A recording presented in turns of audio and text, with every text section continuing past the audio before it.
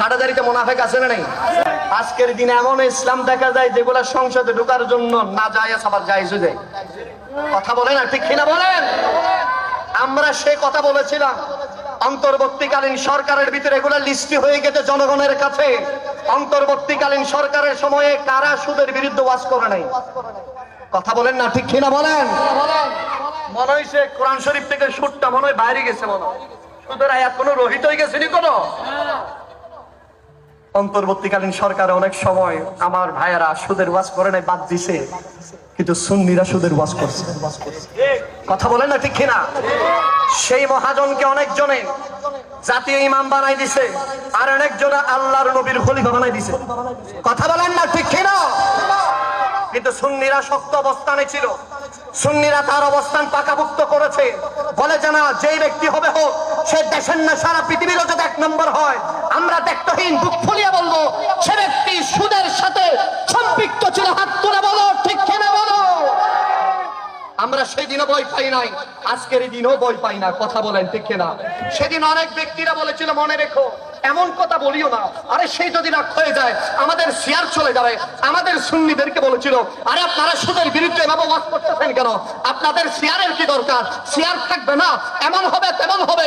সেদিন আমাদের আকাবির, আমাদের উস্তাদরা বলেছিল মনে রেখো দুনিয়ার শেয়ারের দরকার নাই, মদিনা ওয়ালার কদমে আমাদের জান মান কুরবান করে দিয়েছে। জান হাত তুলে বলো ঠিক কিনা বলো?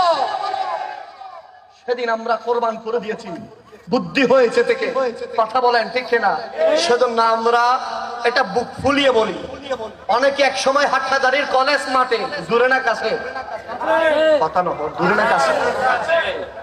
একাডার ভিতরে বুক ফুলিয়ে কথা বলবে।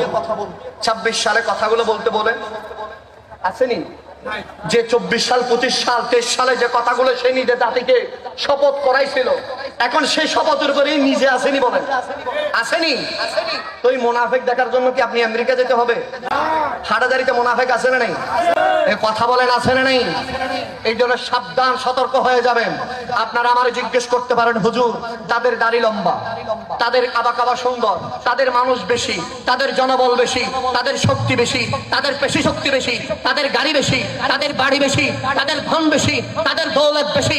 আমি একটা শিক্ষা, একটা দৃষ্টান্ত, একটা প্রেক্ষাপট শুধু আপনার সামনে উপস্থাপন করতে চাই। মক্কার জমিনে সবচেয়ে ধনের মালিক আবু লাহাব ছিল, উতবা ছিল, ওয়ালিদ বিন মুগীরা ছিল। ধন দিয়ে ইমান বিচার হয় না। সবচাইতে ফকির ছিল বেলাল হাবশী, কিন্তু জান্নাতের জিম্মাদার তিনি হয়ে গেছেন। ঠিক কিনা বলে? বেলাল হাবশীর টাকা বেশি মনে বেশি নি?